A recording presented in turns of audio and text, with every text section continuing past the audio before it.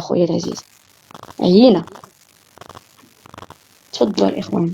واحد الدقيقه باش نمشي نخرج انا باش انا غير انا تنقول لك راه ليبي حر. انا عارفك. انا عارف المغرب، عارف. شوفي انا ما نقولش فاش خدام وفاش داير باش نفهمك. انا بالنسبه لي انا غير من باب الانسانيه هضرت. هما راه عارفهم، هما خايبين، ما تيحملوش المغرب وما تيديروش بزاف وحنا راه واعيين عليهم بواحد الدرجه كثيره بزاف، وحنا ما تنجاوبوهمش اصلا.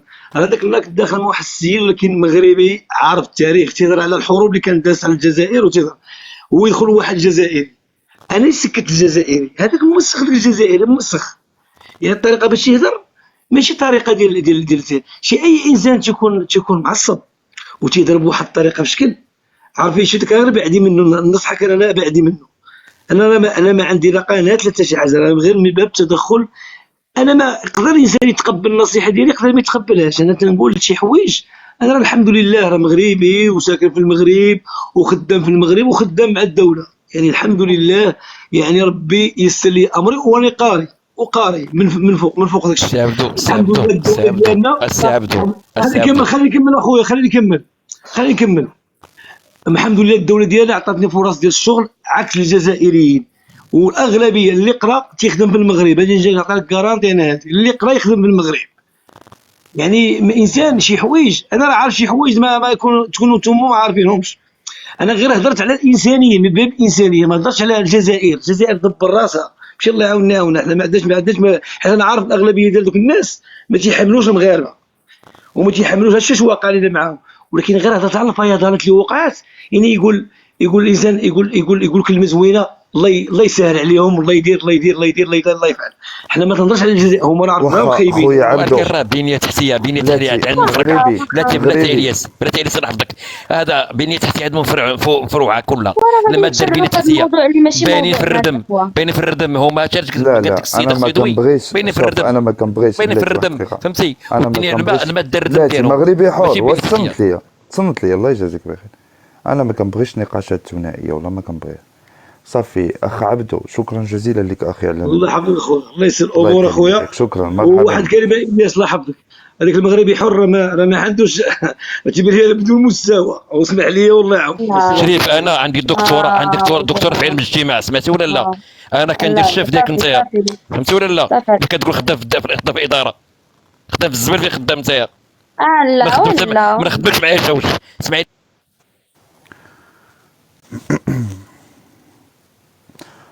واخا ولد البلاد الناس تسمح برد شويه لانك معصب وراك عارف اللايف راه كيبقى مسجل، ما عرفناش شكون كيسجلو. برد شويه ومرحبا بك، راك عارف اللايف راه ديالك.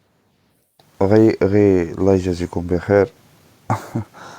ماشي هادشي هذا انا لا اقبله بتاتا البتة، انا لا اقبله بتاتا البتة. وهادشي هذا لا ما نبغيش انا يكون عندي في اللايف ديالي، ولا اللايف ديال الملك ولا الملكه تقبلوا يكون عندنا هادشي. عاونونا نقلوا التكنولوجيا ديال السيارات والتكنولوجيا ديال سميتو البلدان ديالنا. بركه يكفيكم فخرا. البرلمان العربي الان كيف المغرب جاو كامل البرلمان العربي، يعني الدول العربيه كامله جايه بغات تطلب المساعده ديال المغرب. هذوك تيقول لك راه عايشين بالجوع ومهلوكين وما خاصهم هذا. والله العظيم الا جا البرلمان العربي وخاصنا غير اشاره من صبعنا حنايا باش نشوف اش غنديروا معاهم. الحمد لله. والله خويا شوف شتي غنقول لك، انا تلاقيت السعوديات وكيفاش كيهضروا، قالت لك تعلمنا منكم الموضه، الطبخ، هذه محترمات كيحترموا المغربيات. داكشي ديال المواقع غير. نقدر نقول لك السعوديات اللي متاثرين من المغربيات نقدر نقول لك نعطيك 10%، اما المباقي انا شفتهم في دي زوتيل في لي مول، تقدينا من عندهم عرفناهم وداكشي. والله اخويا لك كيحترموا المغربيه وكيبغيو المغربيه والثقافه المغربيه والطبخ المغربيه، وقالت لك تعلمنا منهم بزاف د الحوايج. واخا لاله امينه انا ما بغيتش نقاطعك لان زعما هو شوف هي المداخله ديالك انا متفق معك فيها تو تافي داكور والله. زعما ما قلتيش شي حاجه خارجه ولا هادي، غير شنو ما كنبغيوش زعما نتفرعوا في هذه المواضيع هذه. انا غنقول لك علاش لاله امينه، كنتمنى تفهميني. شوف هما كيحاولوا هما كيحاولوا ما امكن انهم يشتوا الانتباه ديالنا فقط، هما كيحاولوا ما امكن انهم ما يخليوناش مركزين في القضيه ديالنا، كيحاولوا ما امكن انهم يجعلوا الصراع بيناتنا كانه صراع حول المقارنه في البنيه التحتيه، كانه صراع حول القال والقيل، احنا حسن نتوما احسن، يهضروا في الاعراض نجاوبوهم، نتكلموا على السعوديه، نتكلموا على فلسطين. لا، احنا النهج ديالنا واضح منذ اليوم الاول. نحن صراعنا مع النظام الجزائري ومع كل من يساند ذلك النظام. علاش؟ لا الياس خويا اسمح لي غنقاطعك حيت خصني نهبط دابا، راه عرفتو الفجر هذا. انا ما هضرت لا سعوديه لا على مصر لا انا هذاك الشيء ما تيهمنيش. جو سي كو لو بروبليم عندنا مع الجيري. انا قلت لك غير عطيتك واحد لو بوين دو في ديال لي زيترونجي يمنيين سعوديين مصري كيفاش كيشوفوا المغربيه والمغرب. هذا هو النقطه، زعما هذه النقطه اللي بغيت نوصل. وانا ليك جاي انا هادشي جايك، انا لهادشي جايك. هذا النظام هذا اللي كنعاديو حنا يسخر امكانيات هائله جدا غير باش يضرب المغرب والمغاربه. يحاول ما امكن ان يشتري ضعاف النفوس ومن يحاولون ان يتاجروا بالقضايا من اجل ربح مادي خالص. اي شخص كتشوفيه حامل لجنسيه اخرى يتكلم عن المغرب او المغاربه فهو شخص مدفوع له الأجر ويتاجر بالقضية لا أكثر ولا غير. الشعب الجزائري هو الشعب الوحيد الذي بيننا وبينه خلافات كثيرة. الشعب السعودي كل المحبة تجمعنا معه، الشعب اليمني كذلك، الشعب الفلسطيني كذلك، المصري، التونسي، كلهم، كل الشعوب تحب المغاربة والمغرب يحب الشعوب. المشكل اللي عندنا هو مشكل مع الجزائريين، كان مشكل مع نظام. اليوم اكتشفنا أن المشكل اللي عندنا اليوم ماشي غير مشكل مع النظام، هو مشكل مع الشعب، لأن الشعب الجزائري تورط تلك الأفكار من النظام، سواء قراها في مدارس أو تبناها عن طريق الأفكار اللي كتروج داخل الجزائر، سواء في العائلة أو في المقاهي أو. إذا ما بقاش هو خلاف غير مع نظام، ولينا حنا كشعب كنصطدموا مع الشعب الجزائري في 2023، وهذا الشيء ما كانش قبل، ولكن دابا ولا واضح، لأن الشعب المغربي اندمج في السياسة أكثر مما كان عليه. هذه الحملة هذه اللي وقعت، أنا أول واحد نتكلم على راسي. أنا إنسان قبل ما نتعمق في هذا الشيء كنت أؤمن يقينا أن الشعب المغربي والشعب الجزائري خوا. أنا كنتكلم على راسي، قبل ما ندخل كنت كنآمن بخوا، ولكن اكتشفت الحاجات اللي مخبيين، عرفت بأن شنو كاين تما، وليت من أكثر الناس اللي كنقول لا توجد أخوة مع الشعب الجزائري، وأنا مسؤول عن كلامي. وملي كنقولها ما كنقولهاش على الشعب الجزائري كامل، كنقولها للشعب التابع للنظام. للأسف هذه الكلمة الشعب التابع للنظام النسبة ديالو كبيرة إن لم تكن ساحقة، لأن أحرار الجزائر إذا ما كانوش قلال فهم محسوبون بالنسبة للجزائريين. أنا هذا هو المشكل اللي عندي، هو المشكل اللي كنركز عليه وكنحاول ما أمكن أن المغاربة يركزوا عليه. وإلا بغينا نركزوا على قضية، فالقضية ديالنا اليوم هي وحدة ترابنا الوطني، وهي الصحراء الشرقية. أنا كنتمنى من الإخوان يفهموا القضية ديالنا. أما المشكل ديال المغربيات فالحمد لله، المغربيات شرف الاسم يكفي. المغربية أينما حلت وارتحلت رمز، المغربية أينما حلت وارتحلت شرف للمغرب والمغاربة والعالم الإسلامي. المغربية العالم كله يشهد من هي، أخلاقها تشهد بمن هي. المرأة المسلمة عموما، نحن لا نقذف في شرف أي امرأة، ولكن ما نبغيوش زعما ندمجوا معاهم ونمشيو في هذا التيار ديال هاد اللايفات وديال هاد الشيء باش والله خويا إلياس، شوف أنا يمني انا ما جي با في اتونسيون واحد لا فيديو يماني في لوطيل تنجلسوا في لا ريسبسيون حيت ماشي غير العباده كنناقشوا مواضيع ملي كنكونوا لتحت في لو هول. هذا يماني وراني واحد لا فيديو ديال فيه البنات حافظة القرآن في تارودانت. انا اللي مغربيه ما كنتش عارفاه.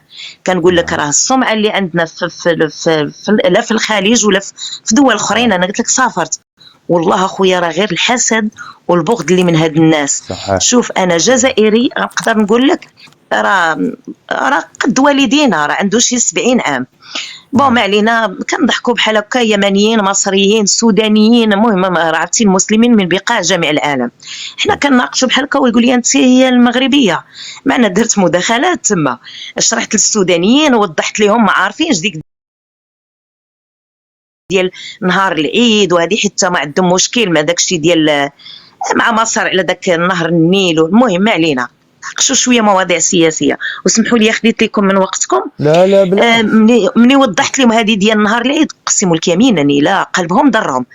جزائري قال لي واش انت هي المغربيه؟ قلت لي قلت لي انت مغربي باسكو لاكسون حنا عارفين اللهجه شويه. انا صحاب لي وجدي ولا بركاني. قال لي انا جزائري. شويه بدينا تعمقنا في المواضيع. لا قال لي المغرب هذه. قلت يا الشريف الحدود الارهاب ديال اطلس اسني ديال اركانا هذه تعمقنا في المواضيع. قلت لي خلاصه القول الملك ديالنا مد يديه قال لك للصلح. قال لي انت متاثره بالمواقع. قلت لي على الملك تو عنده فيسبوك وغيدير باج وغيدير. قلت لي خويا انت انا وياك جايين نقيو راسنا، جايين نمسحوا الذنوب. عمرها ما تخليني لا نخسر عمرتي لا تخسر عمرتك. السلام عليكم. وطلعت في لاسانسور وطلعت في حالاتي. كنقول لك في ذاك المقام وما باغيش يناقشوا هادوك. واش اخويا قراوهم هاد البغض على المغرب. دونك انا في نظري سي با لا بين تناقشوهم والله العظيم، حيت ما كاينش مع من غتناقش. انا استفدت من خويا الياس، من اختي الملكه، من ما شاء الله عليكم، من ياسر، من كمال. انا خديت دروس من عندكم. دونك الجزائري نتوما فتونا حنا مغاربه والله ما استافدوا هما. المداخلات اللي درتو انكم قريتوا خوتكم المغاربه مع تواضعي. انا نيفويا انا انتيليكتويال وعندي مجازه، ولكن بعيده عن التاريخ ما كنتش عارفه هادشي. مرحبا بك. هذه هي المداخله ديالي وتبارك الله عليكم. شكرا لك. عمره مقبوله ان شاء الله. الله يكبر بك. ربي يخليك له لا يحرم شي مسلم. والله خويا وجايه وما عرفتي جاو يباركوا لي الناس وفلانه وهذيك. قلت لهم الله يعطيكم الستر، انا راه درت القومه بعدوا مني وما بغاش الذنوب عاوتاني. لا يحرم شي مسلم. والدنيا فايته باش ما عطى الله اللي يلقى خويا يدير الخير واللي يلقى يذكر الله ويبعد من الملاهي، من المشاكل، من هذه حتى هذاك الجزائري ما نسبو، حيت هذاك الشيء كلشي كيتقيد. اليمين ديالك كيتقيد، ما نسبو ما نعيرو. نشرح ليه ما اقتنعش ننزلو من الكاست. والسلام عليكم. هذا رايي وشوفوا نتوما النظر لكم. يلا السلام عليكم وتصبحوا على خير. مرحبا بك. الله يكبر. بسلامه اختي. بسلامه خويا الياس. شكرا على الكاست. لا ما كاين حتى مشكل. مرحبا بك. شكرا خويا. الله يكبر بك. مرحبا. بالهندا. السلام عليكم. وعليكم السلام اختي مليكه. خويا الياس، الناس اللي في الكاس كيف راكم؟ مرحبا بك. الله يحفظك اخويا. انا طلعت نقول لك واحد جوج كلمات. شوف اخويا الياس، عندي لك بعد واحد التعقيب انت والاخت. شوف اخويا اللي ما عجبكش درتو ما تبقى. وعليكم السلام. ما تبقاوش تحشموا، واللي خرج على الموضوع نزلوه، اللي ما عجبكش درتو نزلوه. ما تبقاش ديك الشيء اذا زاد عن حد انقلب الى ضد. هذا التعقيب الاول. التعقيب الثاني بحال هذاك اللي طلع، داك المغرب اللي طلع بدا كيهضر ليش قبيله كتشرح وداك الشيء. ما تعطيش مبررات وما تشرحش. كترزق اوكي. انت كترزق حنا على ظهرنا وحنا قابلين هذا الشيء. بنادم ماشي شغله. بنادم كانت شي شيخه كتشطح حاشاك، راه بنادم مريوق ونازلين والتكباس وداك الشيء. كيفقصوني. ثاني حاجه هاد الاخت اللي طلعت هي ضربتها الحميه. كنت معاها في اللايف وداك الشيء، ضربها الحميه وداك الشيء. اوكي متفقين. ولكن اختي ما عندكش واحد الثقاله، واحد الكاريزما، واحد البرود باش تحشري بنادم في مثلث برمودا. ما طلعيش عنده. الله يرحم الوالدين.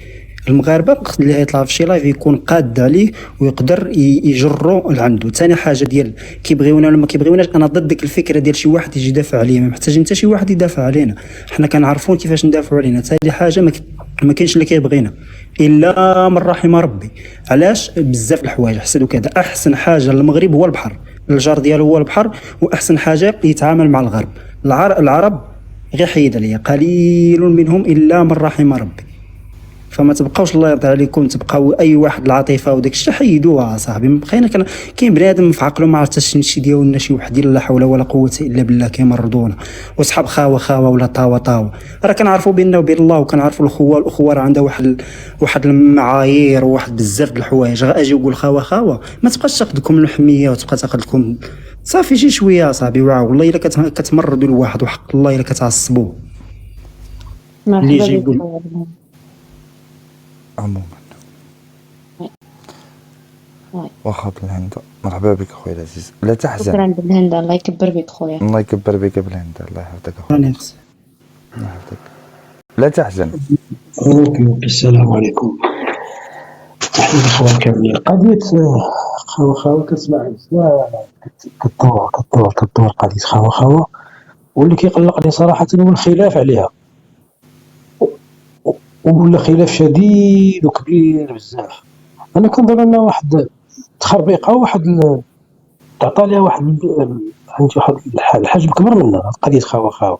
واش انت معاه، واش انت ضد، واش كذا. انا كنظن لازم هاد قضيه خاوه ما يبقاش انسان يتكلم عليها، اشنو هي خاوه؟ واش دستور، واش قانون، واش اشنو هي قضيه خاوه؟ مثلا اشنو هي؟ ما عرفتش قضيه خاوه واش هي، ما عرفتهاش كاع. لانه ولا عليها واحد الخلاف كبير فين ما كندخل شي لايف، واش انت مع خاوه ولا ماشي مع خاوه. ولينا كنشوفوا انسان كيطلع كيكون الناس اللي مع خاوه الله يعطيهم، فهمتي؟ يعني شي حاجه تعطي لي واحد الحجم كبير بزاف. كنظن ماشي هو هذاك. كاين الشعب المغربي، كاين الشعب الجزائري، كاين الشعب التونسي، كاين شعوب ديال المنطقه كلها موجوده. المغاربه راه في بلادهم. في الجزائر معروف كيجينا منها الشر من بكري، فهمت؟ كيجينا منها الشر من بكري. في الحوار مع الجزائريين ما عندهمش المنطق ما عندهمش، وما عندهمش حريه ديال التعبير والمثقف الجزائري ولا السياسي الجزائري ولا حتى الرياضي الجزائري ولا كما كان ولا الانسان العادي الجزائري ما يقدرش يعطي رايه في قضيه ديال الصحراء. فين عمركم سمعتوا شي مثلا شي جزائري كما كان المستوى ديالو انسان عادي ولا كذا قال بانه يعارض الموقف الرسمي الجزائري؟ مستحيل. ويقدر يتقتل نهائيا الا قال شي واحد فيهم انه كيعارض يعني الطرح الجزائري ديال الانفصال على الجنوب المغرب كذا، يقتل. قال هذاك اسمه عمار سعداني رئيس حزب الإفلين، راه تنفى، راه هرب للمغرب صافي. هو اللي قال راه هرب للمغرب. بوضياف كان باغي يدير الحرب قتلوه. اذا الجزائريين معروفين، ما نتمناش ما ننتظرش منهم يقول لك شي حاجه، لانه يتم الاغتيال ديالو والقتل ديالو، خاصه اذا كان داخل الجزائر. برا الجزائر فرنسا وكذا ما كيهضروش كذلك الجزائريين على القضيه هذه، ما كيهضروش. قليل اللي كيبانوا في الاعلام كيهضروا شويه وحنا ضد هذا الشيء هذا صافي. ولا مؤثر ولا يدخل تيك توك وكيهضر ولا كيهضر في انستغرام ولا في فيسبوك ولا شي حاجه، كيتم يديروا معاه شي حل. اما كيهدوه باهله داخل الجزائر وكيوصلوا ليه شي ميساج بطرقهم، لان شفنا حالات عده كان مجموعه ديال الجزائريين كيطلع كيقول لا حنا مع المغاربه وحنا هذا وحنا خوت وحنا هذا، شويه كيبان لك السيد مقلب 100% بدون سابق إنذار. كان على البال عنده واحد الطرح، اليوم كيقول عنده واحد الطرح مهاجم من المغرب وكيقول شي الفاظ ما كانش كيقولها في الاول. ما عرفتش واش صوروا له عائلته، واش شي واحد صيفط ليه شي ميساج، واش تم التغرير به ماديا، الله اعلم. المهم هذاك الجزائر اللي كينادي بالطرح المغربي كيتم التغيير ديالو. هذا هو اللي كيبقى خاوه ما كتعطى لها واحد الحجم كبير. انا ما كنبغيش نهضر فيه. واللي كاين الا كنتي غادي في الطياره وتلاقيتي مع جزائري يجلس حداك، راه كيجلس حداك. تلاقيتي معاه في الوطيل وتلاقيتي معاه في خدمه ولا شي حاجه، راه كيجلس حداك يهضر معاك صلاه النبي. كيمشي بحال هكا. ما غنجلسش مع الطرح السياسي ولا كذا وظاهر نعاون. هذا هو اللي كاين الاخوان، الشيء اللي عندي في قضيه خوا اللي لقيتو كتكلموا عليها. كاين شي موضوع اخر مرحبا. نعم واخا. نعم سمح لي واحد الدقيقة عافاكم. نعم. مراد، واش حساب زينب شي حاجة عندها علاقة بك؟ خويا مراد، من الصباح وانت كتطلع كتسولني اسئلة، طلع اخويا لهنايا وسولني لايف، زعما مفهمتش كتبقى تكتب دوك الاسئلة. طلب جاست وطلع وسول هنا شكون هي هاد زينب عاوتاني. طلع اخويا، طلع راه قول. كنصيفط ليه راه قبيله كيكتب شي ميساجات ماشي هما هادوك، شي اسئله ماشي هما هادوك، وداير الرايه ديال المغرب. طلع باش نشوفوا الهويه ديالك، هل انت مغربي ام باكستاني؟ طلع اخويا نتاكدوا منك. طلع. لا غير طلع.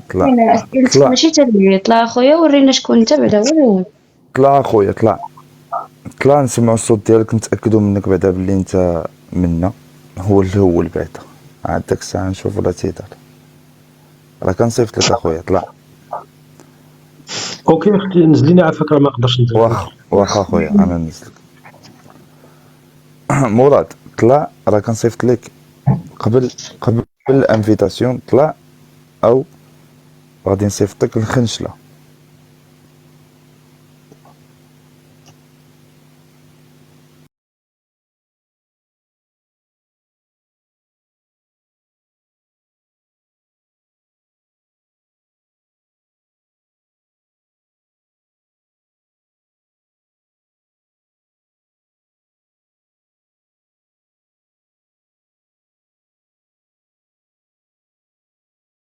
قلت لك دوموند، قلت لك طلع، قلتي انا،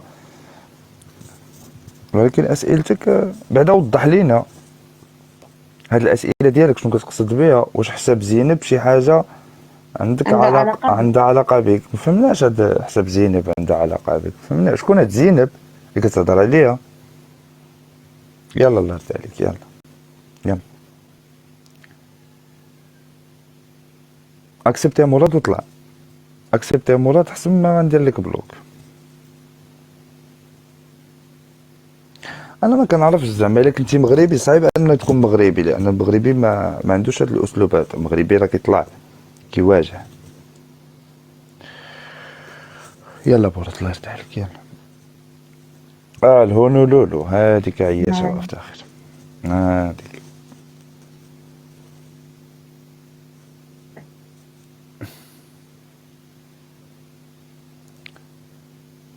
راني غلط اصحابي. صح اصحابي. لا حول ولا قوة الا بالله. ومراد مادام غلط تصنت لي مزيان. الا قريت شي مره شي ميساج ديالك ماشي هو هذاك، او قريت شي تعليق ديالك ماشي هو هذاك، لا تلوم الا نفسك. نقطه. انت واحد القيس دار هاد القضيه، واحد القيس واش غلط ولا في العناسي الياس؟ واحد القيس دار في نفس القضيه هاد المورد هذا. كيفاش دار؟ شنو دار؟ اللي بحال هكاك هضر هكا طنطان وما طلعش. ما طلعش. ايوا خويا. اوكي مراد، اعتذارك مقبول، ولكن المره الجايه الله يجازيك بخير تثبت على الكلام ديالك، تثبت على الميساجات ديالك، خصوصا ان ميساجاتك ملي دخلتي وهم موجهون الى الملكه.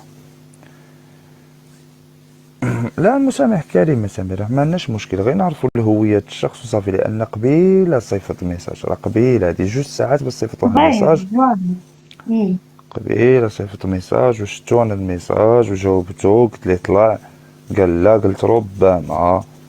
ولكن دابا ملي تعاود الميساج الثاني والثالث هو دخل لي الشك وخلاني نشوفها ماشي هي هاديك. عموما طارق، واش طلبتي كاست؟ بنتي لي طلبتي كاست ومن بعد رجعتي. السلام عليكم. وعليكم السلام ورحمة الله. كي دايرين؟ الحمد لله سي زموري، انت بخير؟ الحمد لله. الله يجزاكم العزو الله. الله يحفظك اسيدي، نكبر بك. تصنت لكم قبيله ومشيت ورجعت وكنتصنت لكم وتنكون تنخدم وكنتصنت لكم وكتضحكوا والله. مرحبا بك.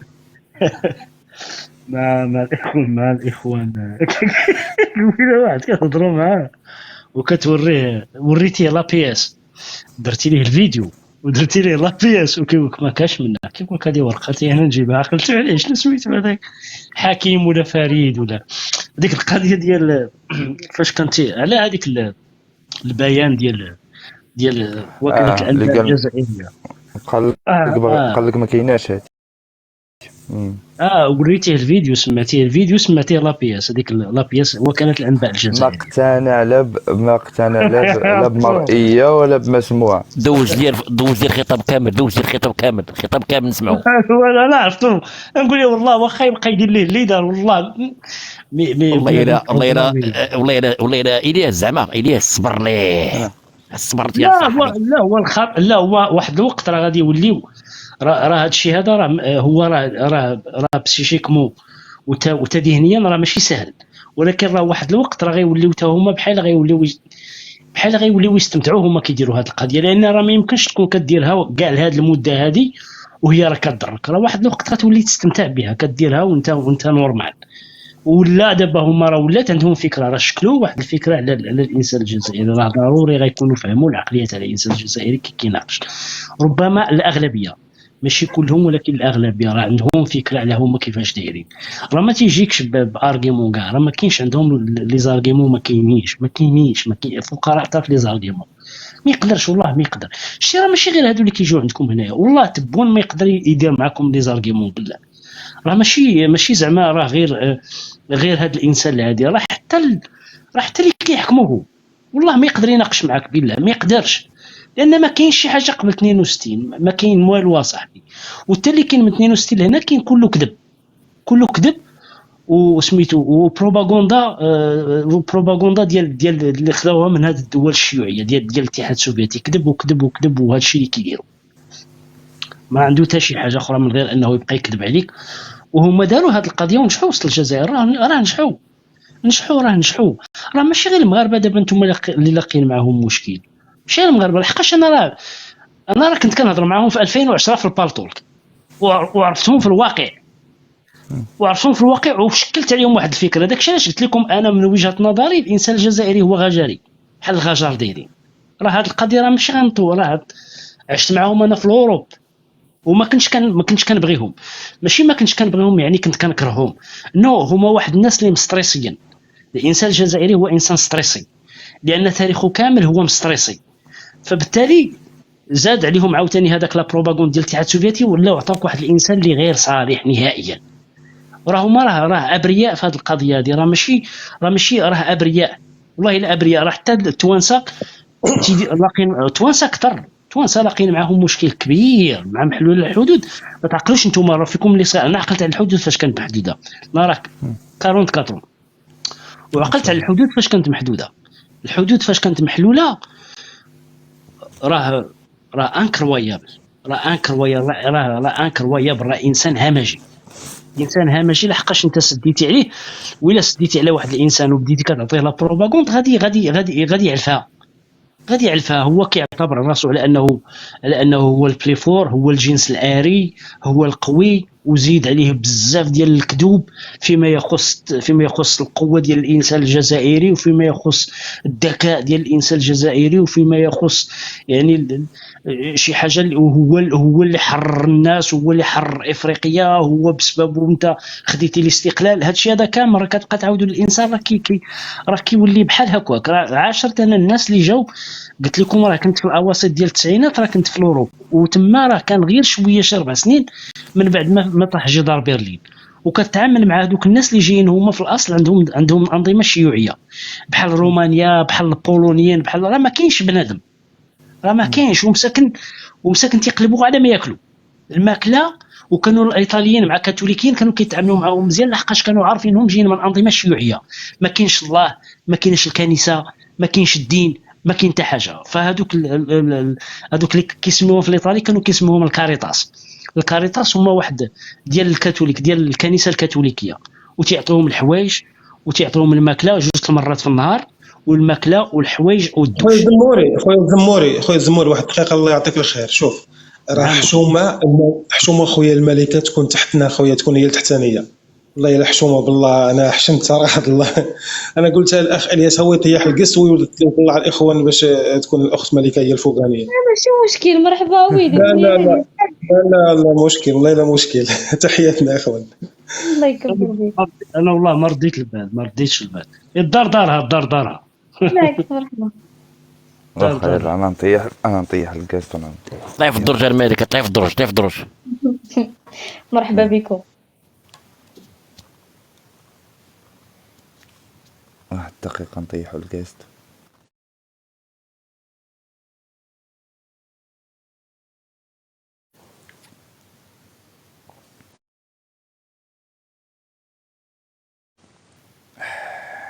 اعتذر على بشاعة المنظر الخوت، راه عينيا مسدودين. الا شفتو شي حاجة ما عجباتكمش استسمح.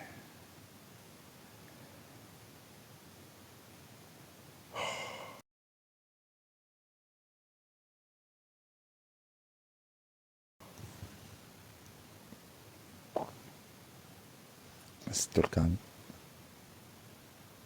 ما كاينش الفريق وفاء. اليوم. لا ما كاين، لا لا.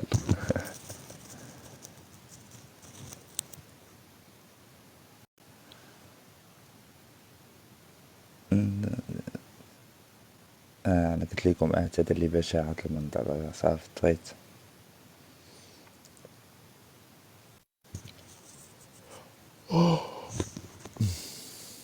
ستو الكام بعدا والاول صافي دابا مزيان. كمال، السلام عليكم. وعليكم السلام ورحمة الله تعالى وبركاته. مرحبا بك. شكرا أختي الفاضلة على هذه المساحة هذه. أنا كنت جيت عندكم قبيلة ولكن تفضل. الصراحة ما قدرتش نصبر. اش غنقول لكم، الله يصبركم والله يعاونكم. مرحبا بك. واش غنقول لك، راه عندكم صبر أيوب مع هاد الناس هادو. عندي واحد المداخلة بسيطة، بغيت غير نشير لواحد الموضوع اللي دار واحد القنبلة وراه طرقوا مجموعه ديال الاكاديميين لهذا الموضوع هذا، وبغيت نشوفوه في اللايفات لان عنده واحد التاثير كبير كبير كبير كبير ما تيتصورش على قضيتنا الاولى والقضيه الوطنيه. هو الحكم القضائي ديال البريطاني اللي اقر بمشروعيه وعداله المعاهده التجاريه ما بين المغرب وانجلترا بما فيها الاراضي الصحراويه المغربيه. حنا تنعرفوا شنو هي انجلترا. انجلترا هي اعرق ديمقراطيه كاينه، وتنعرفوا القضاء البريطاني والتاثير ديالو لا على اوروبا ولا على امريكا ولا على العالم. يعني هذا الحكم القضائي غادي يكون اون ريفيرونس بازيك، يعني غادي يولي يعتدى به. وتنعرفوا بان بريطانيا غتكون يعني في المستقبل القريب هي رئيسه مجلس الامن. وبغيت انا شويه ديال التوضيحات على هذا الموضوع، حيت ما كنتش معكم، ما عرفتش واش دوزتوه ولا لا، والتداعيات هذا الشيء على قضيه الصحراء المغربيه. وواحد النقطه اخرى عاوتاني باش نخلي لكم البلاصه باش تطلعوا شي حد اخر.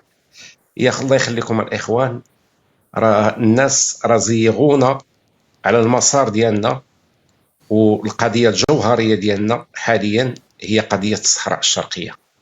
خلقوا لنا بزاف ديال البروباغاندات اللي بدينا تنمشيو فيهم وبدينا تناقشوهم وتياخذوا من وقتنا كثير، وديفياونا على قضيتنا اللي هي الصحراء الشرقيه. لان مساله الصحراء الشرقيه راه بداو الصحف تيطرقوا لها في اوروبا، وبدات تتناقش على مستوى عالي، بدات تجيب الاكل ديالها، وبداو هما تيحسوا بها وبداو تيناقشوها، يعني بوزيتيفمون ولا نيجاتيفمون.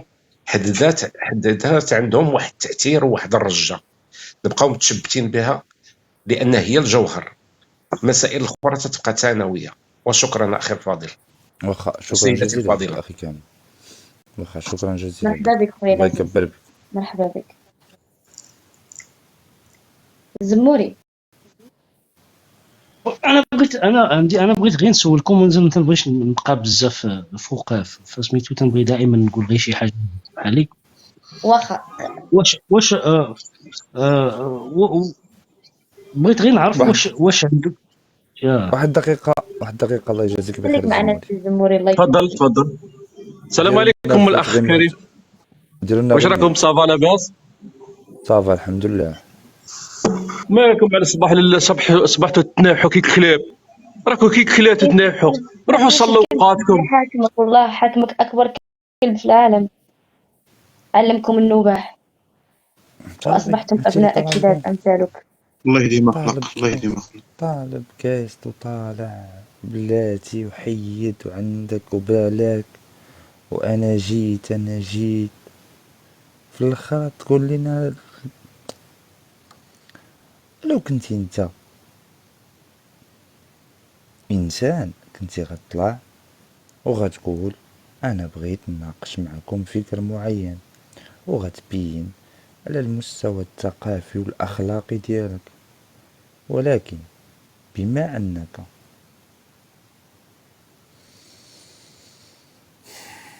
لا تندرج ضمن الفصيلة ديالنا فصعيب انك تفهمنا وحنا نفهمك. عموما انت هبطتي. اخويا الزموري كمل المداخلة ديالك اخي واستسمح. لا ماشي مشكل. ما لا استسمح. لا ما شنو نقول لك انا، والله تعرفهم هكا دايرين وصافي، ومن بعد غادي نفهم على ان ما عندك ما دير الانسان هكا كبر، وهذاك هو النظام اللي كبروا فيه، ما عندك ما دير. وإلا نجح النظام الجزائري في شي حاجه هو انه نجح انهم يردوهم بحال هكذا. غير ما فهمش انا ديما هادشي تنقول على ان موراه فرنسا، والله العظيم الاخوان بكل صراحه تنقول موراه فرنسا، لان كاع الجزائر كون خداو الاستقلال في 62 وما مشاوش في الطريقه دي كاع. مثلا كون بغا زعما هذا المشكل ديال المحيط كانت غدير مثلا شراكات اقتصاديه على انك غدوز للمحيط ويولي المحيط ديالك، وما كاينش المشكل وغتخلص ضريبه وغدوز للمحيط، وما ما ندخلوش كاع في هاد المشاكل هادو كاملين. زعما غتكون شراكات اقتصاديه ما بين البلدين وتعطيني ونعطيك وهذه وتبادل الخبرات والتجارب وهذه، وغادي نمشيو بعيد. ولكن فرنسا ما كانتش باغا هادشي، لان كانت كتعتبر ديك المنطقه هي حديقه خلفيه ديالها، بما فيها مالي. ولا راه 70% الاخوان ديال الضوء في فرنسا راه من اليورانيوم ديال مالي، فبالتالي هي باغا هاد البلاصه انها تولي حديقه خلفيه ديالها وتولي دير الثروات ديالها. فبالتالي انا كنظن على ان هاد الناس هادو اللي من موراهم هي فرنسا. اما انا كنظن على انهم بداو بعدا بالقتل ديال الناس اللي داروا الثوره حقيقيا، بقتلهم بالخضر، كريم بالقاسم، بسميتو كلهم، بعمير روش، اللي هرب اللي شدوه، اللي مات. كاع هذوك الايقونات انا كنسميهم الايقونات تاع الثوره، كاع هذوك اللي داروا دوك اللي كانوا ثوار بصح، هذوك كاملين تقتلوا وهربوا. الحسين يتحمد هرب. مفدي زكريا اللي هو اللي كتب قسمان، هذاك راه هرب. هذاك راه قسطو راه كتب قصيده على الحسن الثاني الله يرحمه، وقال ليه بومدين تكتب قصيده عليا، وقال ليه ما كتبهاش عليك، وسجنوا وقيله وهرب. المهم اللي كنعرف هو انه هرب من وهران للمغرب، وهرب مع الصناديق ديال الخضره. هذا راه مفدي زكريا كتب من قسمان هذاك سميتو النشيد الوطني ديالهم. فهاد الناس هادو صفاوهم، فبالتالي ولاو غير الحركه، وهما اللي كانوا كيمليو عليهم اش يديروا. اما انا ما كنظنش على انه كان انسان جزائري طبيعي وعادي غادي يخدم مع المغرب. اوكي، شنو هو المشكل ديال الصحراء الشرقيه ونتفاهموا عليها ولا نقسموا الثروات ولا هذه، وغادي يكون حل وغادي نزيدوا لقدام. انا كنظن على ان اي انسان كان غيديرها. ربما انا ما عرفتش، ربما هذا هو، لان باش ما ندخلوش في هذه المشاكل ونبقى ندخلوش في حروب استنزافيه وقطع عليا وشد عليك وما كاع ما كنا غادي نخسروا. وكنظن على انهم هما كانوا عارفين على ان المغرب كان غيديماري في اي وقت. فبالتالي فرنسا والدول الاستعماريه انا كنظن على انهم كانوا عارفين على ان هذه الدوله ديال المغرب ولا هذا الجنس الموري هو واحد الجنس اللي ديال التحديات، والتاريخ تبتها على انه الا طلقتيه غادي يطلع. فبالتالي خصك تخنقو وخصك دير ليه المشاكل باش تعطلو، وما غاديش نلقى احسن من واحد النظام جزائري عسكري وعنده الثروات، وهذيك الثروات غادي ياخذ منها شويه ويدير المشكل، وحنا غادي ندير الثروات. هذه فرنسا كتهضر هي والصبليون وداكشي. من بعد هما فهموا، الصبليونيين فهموا على ان القضيه اوكي خصنا صافي وصلنا. هاد الخصم هو عنيد، هاد الخصم ديال المغرب هو خصم عنيد فبالتالي خصنا نعترفوا ليه بهذه الصحراء لانها اصلا ديالو ونشوفوا مستقبلنا معه. وهما راه جربوها الاخوان جربوها في 2002. في 2002 شنو غيوقع الصبليون؟ في 2002 غادي يمشيو. ما عمري ما فكرتوا نتوما في هذه القضيه، بزاف ديال الناس ما فكروش في هذه القضيه، وهي بيزار، هي بيزار بزاف ديال الناس ما فهموش كيفاش القضيه طرات ديال المخازنيه اللي حطهم. هذه كانت عمليه استخباراتيه مغربيه. بزاف ديال المخازنيه 8 ولا ما نعرف حطوهم المغاربه، حطوهم في جزيره ليلى، وجاو لارمي ميليتير، هذاك لارمي ديال اسبانيا وداهم، وكانت واحد الطريقه غير محترمه داروها لهم. فبالتالي هذيك القضيه وقعت في 2002. من بعد شنو غيدير المغرب؟ غادي يرفع التعامل الامني ديالو مع اسبانيا، غيرفع التعامل الامني معاه، ما غيبقاش يتعاون معاه امنيا واستخباراتيا. وغادي توقع هذيك لاطونطا ديال مدريد في 2003، وغادي يموتوا 190 واحد. ومن تما وهذيك القضيه عاوتاني انا سمعت ماشي متاكد على انه كان اتفاق سري ما بين الملك محمد السادس الله ينصرو وما بين الملك ديال اسبانيا. وكان محمد السادس قال للملك ديال اسبانيا على انه كينوي يدير بور في طنجه، وقال لي الاخر عطلوا شويه حتى شي 2025 ولا ما عرف عاد تبدا فيه، لانه كانوا عارفين على انه غيأثر على الملاحه في الجنوب تاع اسبانيا، هذاك الميناء ديال طنجي. هذيك القضيه تبدل الراي ديال هي دارتها الاستخبارات المغربيه باش يطيح ذاك الاتفاق اللي كان مع الملك ديال اسبانيا، وباش المغرب ما يتعاملش امنيا مع اسبانيا، وتولي تحس على ان اسبانيا على ان المغرب راه هو واحد الدوله اللي راه ما يمكنش انك ما تتعاملش معها. ولكن كتبقى اسبانيا واحد العدو اللي بعقله، كيف ما بغى يكون الظروف، كيف ما بغى تكون المسائل، غادي يتعاملوا معك من بعد، لحقاش هما عدو عنده العقل وكيخدم هو المصلحه ديالو، ماشي يسوقوا، ماشي بحال هاد المهابيل هادو يبقى يقول لك النيف وانتم عندكم وسبتهم ليبيا وانتم عندكم ما نعرف شنو، وما عارفينش على ان مدينه ليبيا راه اسبانيا داخله وسط التراب الفرنسي. هاد القضايا هادو راه قضايا شائكه وقديمه. كاينه مدينه سميتها ليبيا سبليونيه، كاينه وسط التراب الفرنسي، الوسط ماشي على الحدود، جات وسط فرنسا، وهي راه ديال الصبليون. ولكن انت كتهضر مع واحد حمق، واحد عنده بلاد امتنين ديك الطقوس المخزنيه اللي عندها قرون، راه كاين واحد الكاب، كاين واحد الهوه ما بينك انت وما بينهم هما، وهذيك الهوه راه ما غيمكنش هو يفهمها وما غيمكنش انت تفهمه وما غيمكنهاش تضيق هذيك الهوه لانها قديمه بزاف. انا السؤال اللي بغيت نسولكم هو، ولكن بغيت نسولكم في الاخر قلتها ماشي ضروري، انا بغيت غير نعرف واش عندكم واش دراستكم كدراستكم كانت عندها علاقه بهاد يعني واش درتوا تاريخ ولا غير. قلت انا من بعدا ماشي ضروري ان بنادم يكون كيقرا على هادشي باش يكون كيميتريزي، لان صراحه بنتو ليا كتميتريزي وهادشي هذا. انا قلت لكم على ان اكبر سياسي في الجزائر ما يقدرش والله ماشي كنقول زعما كنبالغ ولا ما يقدرش، والله ما يقدر يناقشكم في هادشي هذا كامل، ما يقدرش وما يعرفش وما عندوش لارغيمون، لانه ما عندوش دوله ما فهمتوني. شكرا بزاف لكم، سمحوا لي على هاد المشاركه الصغيره، وسمحوا لي، شكرا لكم على الجلسه. انا مرحبا بك خويا الياس. نعم سيدي محمد، الله يحفظكم. شكرا اخويا، السلام عليكم الكريمه. وعليكم السلام ورحمه الله. اللي تنتشرفوا بها ديما انت وياها، تبارك الله، ثنائي مدمر لكل طرف من المكان.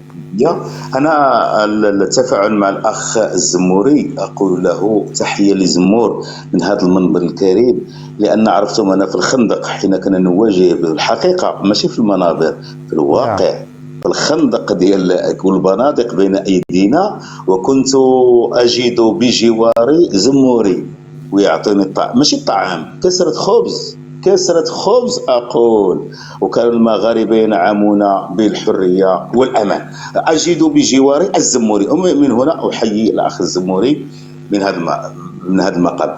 أخي الكريم، أخي إلياس، أنا هذا الأخ الزموري جبد القضية ديال المعاهدة ديال إيفيان وكذا. أنا استرجعت للمؤرخ الجزائري محمد العربي الزبيري، يقول واحد المقال ديالو بين حقيقة اتفاقية إيفيان، الحقيقة والهراء. ويقول أن هذه الاتفاقية كانت مجرد تمثيلية. هذا مؤرخ جزائري، مجرد تمثيلية.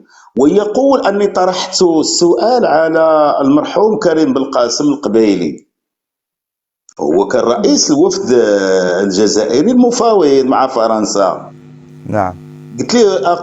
قلت له بعد وقف إطلاق النار: يا سي كريم، أنا قرأت النص، هو يقول محمد العربي الزبيري، أنا قرأت النص الاتفاقية في كوارث وفي اعتراف ضمني بعودة الاستعمار إلى البلاد سياسيا عسكريا ثقافيا وهدم الأسس التي تقوم عليها الدولة الجزائرية. أجاوبوا المرحوم كريم بالقاسم قال: أعلم بكل هذا، لكن ظننت أن حين نعود بعد وقف إطلاق النار نعود إلى الجزائر سوف نغير، لكن لا نعلم ماذا وقع لنا. انقلبت علينا لا فرنسا وجابت أبناء فرنسا. أنا نطالب بالمعارضين أو المخالف الجزائري يجاوبنا على هذول الجزائريين الذين قالوا، لكن مع الأسف لم يسمع لنا بذلك، لم يسمح لنا بذلك، بدليل أن الإطارات التي كانت بالحكومة المؤقتة منهم هذاك الآخر اللي كان في الحكومة المؤقتة رئيس الحكومة تم إزاحتها كلية. فرحات عباس تم إزاحتها كلية، وجابوا من؟ خدام فرنسا آتوا بهم الحكم. هنا أطلب من الإخوة الجزائريين يردون على هذو زعماء جزائريين مؤرخين جزائريين قالوا هذا الكلام، ودابا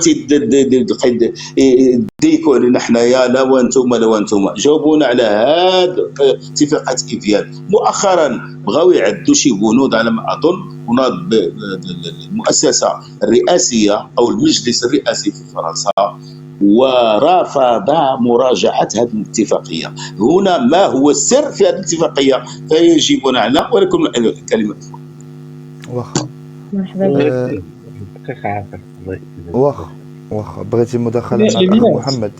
شكرا. واحد دقيقة زهير الله يكبر بك. الأخ علي اللي بغى مداخلة مع الأخ محمد كنظن الآن. أييه نشكرك خويا. لا ماشي مشكل.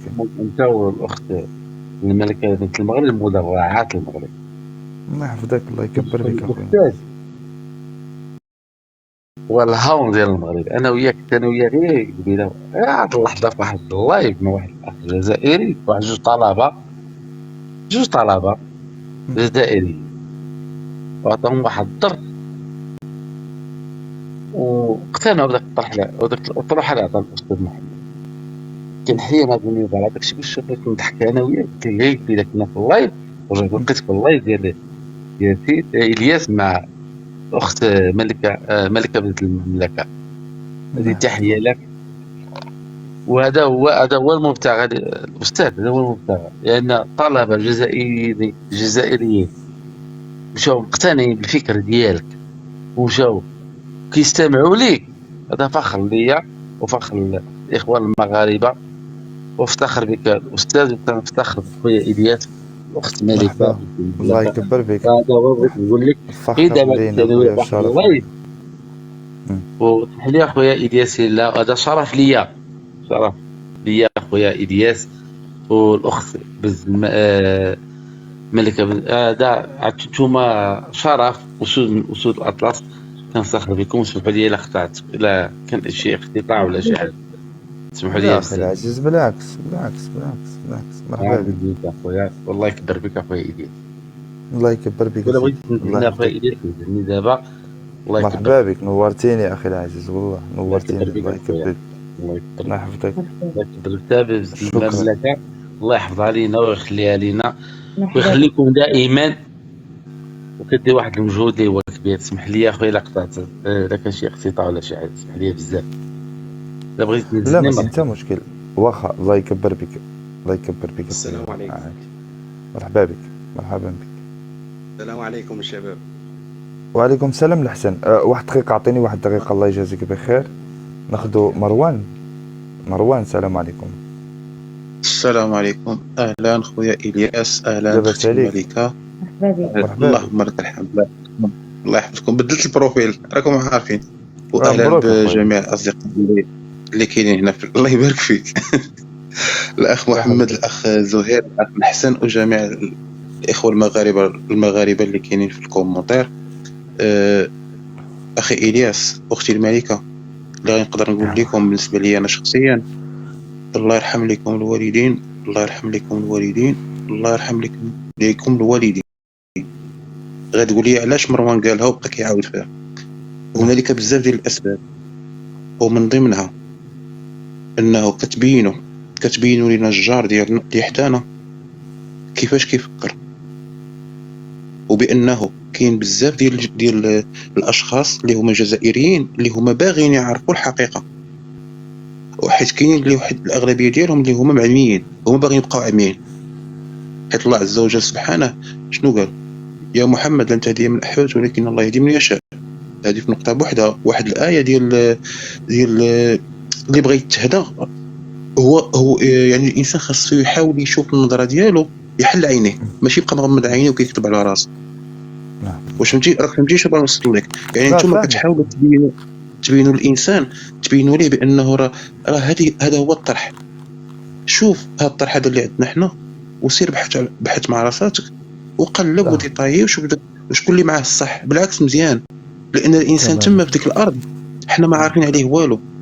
نحمد الله عز وجل ونشكروه ملي حنا في الصغر ديالنا كنا كنلعبوا وما مشطوين حتى شي حاجه. ما الدوله ديالنا بهذا الحسن الثاني نصر رحمه الله عليه ما كان خلينا نعيشوا الصغر ديالنا، وكان خلينا من دخلنا المدارس كان خلينا نعيشوا القرايه ديالنا، نعيشوا اللحظه ديالنا باش التفكير ديالنا كيبقى ديما غادي سليم. اما دوك الناس راه شنو غادي نقول لك، راه واخا الدور وفي الاخر تقول الله يحسن العوان. هذوك الناس راه بالنسبه لي انا ضحايا، والله اعلم. هادشي هذا هو المصطلح اللي نقدر نقول. ضروري ما غادي يكونوا شي اشخاص اللي تبارك الله اللي باغيين يعرفوا. نتوما تبارك الله عليكم من المنبر ديالكم كتلعبوا هذا الدور هذا، نتوما بطبيعه الحال ضروري ما غادي يكونوا ان شاء الله شي اشخاص اخرين هما وكذلك، حيت كيف ما باغين عامه المغاربه يكونوا واعيين بهذه القضيه المغربيه ديالنا، وكذلك كنبغي ما كرهتش شي اشخاص واحد اخرين وسط من الجزائر يكونوا واعيين بان المغاربه عن حق. هذيك الارض راه ديالهم، لا الصحراء الشرق الغربيه لا الصحراء الشرقيه. واش فهمتي؟ يعني يشوف الانسان يكون واقعي ومنطقي بداك الشيء اللي كاين، بالمعلومات بكل شيء، بالمخطوطات. تبارك الله عليكم نتوما تقريبا عندكم مصادر هي هذيك موثقه، داك الشيء هو هذاك حقيقي، ما كديروا لا تدليس لا تزوير. واش فهمتيني؟ يعني مزيان. نعم مزيان راك ديروا واحد الخدمه اللي فهمتيني. راه شنو غادي نقول لكم، يعني راه نتوما راكم متراكين في واحد الكوطي اللي تبارك الله عليكم. وبغيت بهذا المنبر هذا بغيت نوصل واحد الرساله. عرفتي علاش عندي لك واحد السؤال الياس هو الاخر؟ نعم. واش عرفتي علاش الشنقريحه حطوا ليه الكاسك فوق راسه؟ نعم. ما عارف، قول لي. اسمح لي، ماشي ما عارفش، ضروري ما تكون عارف. لا ولكن نقول دابا سيدي هنا في شهر واحد مشى شنقريحه، هو عارف فرنسا بانها هي اصلا ضاغطه عليه على اساس الاعتراف، على اساس ماشي الاعتراف، والفرنسيين هما عارفين وكذلك. وكيف ما احنا عارفين بانه فرنسا راه ما غاداش، بانه فرنسا راه سايره كتعاود كتطور الهيكله ديال السلاح ديالها. الخرده بغات تدفعها، هو مشى شرا واحد حامله طائرات. هي ماشي حامله طائرات، هي حامله مروحيات. هذيك حامله مروحيات في شهر واحد مشات ما عرفت اين ميناء في الجزائر، بقاو كيسيوها الامور غدا هكاك. وعاد ديك تقريبا شي يومين عاد تعلنت في الجرائد الفرنسيه بان هذيك الحامله ديال المروحيات بانها باعتها للجزائر مليار اورو ونص. هذه للمعلومه فقط. لان شنقريحه ديك الساعه كان كيبان لي واحد التقارب فرنسي مغربي شي شويه هكا. ديك الوقيته ملي كنا كنقولوا ماكرون غادي يجي ما غاديش يجي، واش فهمتيني؟ وان شاء الله غادي يجي خاضع.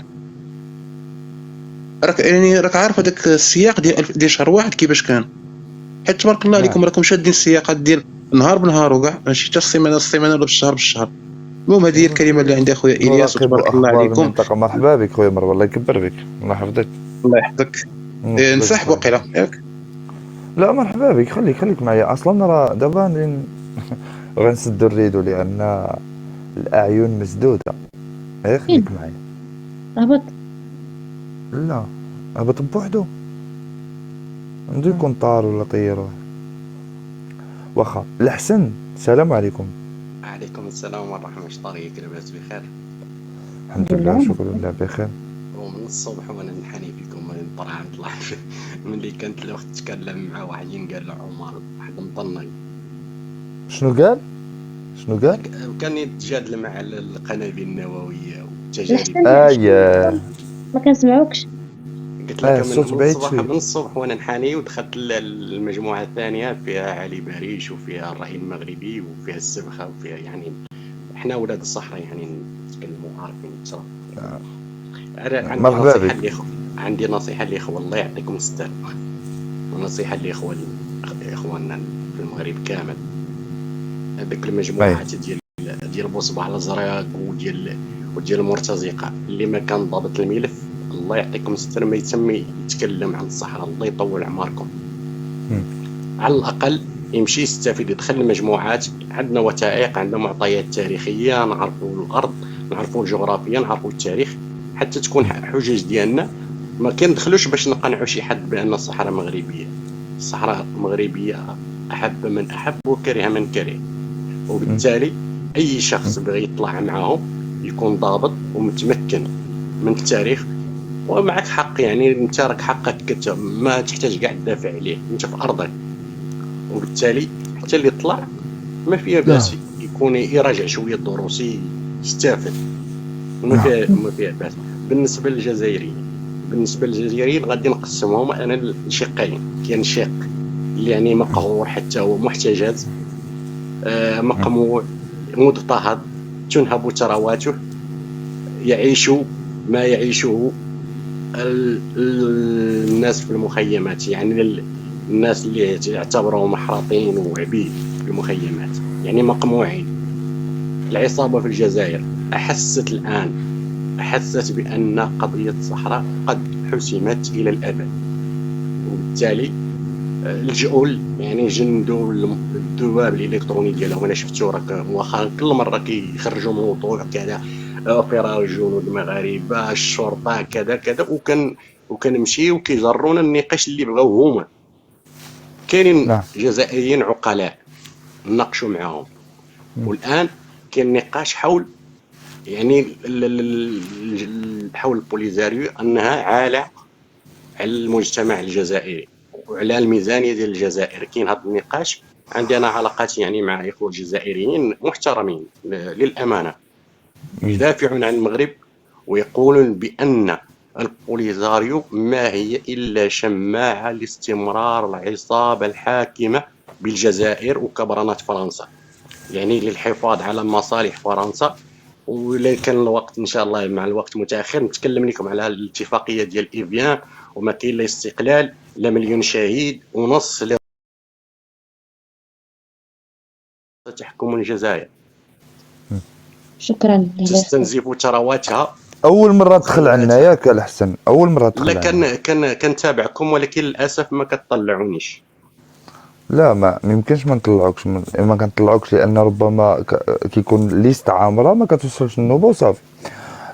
بالنسبه لجانسيست بزاف كنكتب لكم لي كومونتير عاد نتابع. والله ما كرد لهم البال اخويا، والله ما كرد لهم البال. معليش انا غير نصيحه للاخوان انا هذه النصيحه ربما غير واحد دقيقه، غير واحد دقيقه. شوف بالنسبه لمعاهده إيفيان، انا عندي سؤال كنتحدى به الجزائريين صباح مساء. انا دائما كنقول الجزائر يعطيني دليل واحد بان السيد عبد المجيد تبون هو الرئيس عبد المجيد تبون هو الحاكم الفعلي لدولة الجزائر، بلا ما نرجعوا لا لاتفاقية إيفيان ولا لتا شي حاجة. اليوم في سنة 2023 أنا كنتكلم اليوم في سنة 2023 أنا أتحدى أي جزائري أن يعطيني دليل واحد بأن رئيسه هو الحاكم الفعلي لدولة الجزائر. الى هضرنا على اتفاقيه ايفيان حنا كنرجعوا للوراء. الى هضرنا على الخروج ديال فرنسا من الجزائر، وبقات فرنسا كتمارس الاعمال ديالها في الجزائر وبالضبط في التفجيرات النوويه، كنرجعوا للوراء. نحن نتكلم سنه 2023 ما زلنا الى اليوم الى هذه اللحظه كنقولوا نريد منهم دليل واحد يثبت بان رئيسهم هو الحاكم الفعلي لدوله الجزائر. على داك الشيء هذه بالنسبه للثانيه. اما بالنسبه الاولى حول الصحراء الغربيه جغرافيا، انا ضد اصلا مناقشه الصحراء الغربيه. اذا كنت انت مثلا تدعو الناس ان تكون دارسه للتاريخ ودارسه هذا، انا صراحه ضد اصلا مناقشه الصحراء المغربيه، لان الانسان اللي كيناقش الصحراء المغربيه ديالو وكانه يناقش هل الرباط مغربيه ام لا. معنى ذلك انا الا جا عندي مواطن فلبيني وقال لي اثبت لي بان الرباط مغربيه خصني نناقشه، او لا اذا جا عندي مواطن من جزيره الهونولولو وقال لي اثبت لي بان مدينه تطوان تابعه للمغرب خصني نناقشه. لا خطا. انا اعتبر المناطق الجنوبيه انا اختلف معك. واخا انا نكمل لك غير الجمله ديالي. انا نكمل لك غير الجمله باش انا ربما اول مره كنطلع معكم يعطيني واحد الفرصه اللي يطول عمرك. اوكي. بالنسبه لي انا بالنسبه لي انا كاين مجموعه من الاخوه العرب، يعني مواطنين سواء في سوريا في فلسطين، يعني في المشرق على العموم. كي الا شفتي مؤخرا كل مره كيطلع لك واحد النموذج يتبنى الطرح ديال العصابه، فهمتني؟ ومساله تطبيع وكذا والكيان الصهيوني وكذا، واكبر مطبع واكبر عميل لاسرائيل هم الجزائريين، نظام الجزائر. هادو كنوجهوا خطابنا للناس اللي ما عارفينش القضيه ديالنا، ماشي بالضروره للجزائريين، لان كاينين متابعين من المشرق ومجموعه من الدول الاخرى خاصهم يفهموا تاريخ بلادهم. الا بغيتي توصل هذه الرساله هو خصك تطبق المقوله ديال المغفور له الحسن الثاني حينما قال ليعلم العالم مع من حشرنا الله في الجوار. اذا اثبتت نظريه ان الله سبحانه وتعالى حشرنا مع جار سوء، ستثبت للجميع بانك محارب من طرف. خليني نكمل لك غير جمله ديالي باش تفهمني، لان الا ما كملتلكش ما تفهمنيش. شوف، جميع البلدان اللي كان عندهم مشاكل في الوحده الترابيه ديالهم لا يقبلون بتاتا النقاش فيها. نعطيك مثال، نتكلموا نعطيو امثله. مثلا نتكلموا على مصر مثلا. سيناء سبق ان احتلت من اسرائيل مثلا. واش ممكن انا دابا نمشي عند مصري ونقول له هل سيناء مصريه ام اسرائيليه؟ كاينين تسريبات كتقول بان اسرائيل هي المتحكم الفعلي في سيناء. واش انا ممكن عندي الحق انني نمشي عند مصري ونتكلم معه بهذه الطريقه؟ واش مصري كظن بانه غيعطيني تاريخ سيناء؟ اكيد لا. فلسطين حاليا، واش ممكن انني نمشي عند فلسطين ونتكلم له حول احقيه فلسطين في الارض؟ فلسطيني ما غيتكلمش معايا، اكيد لا. كذلك ومثال انا كمغربي خصني نتعلم هذه القضيه هذه. بما ان المغرب يتمتع بالسياده حول اقاليمه الجنوبيه، فلا يحق له ولا اي شخص ان يتحدث في هذا الموضوع، خصوصا مع جزائري.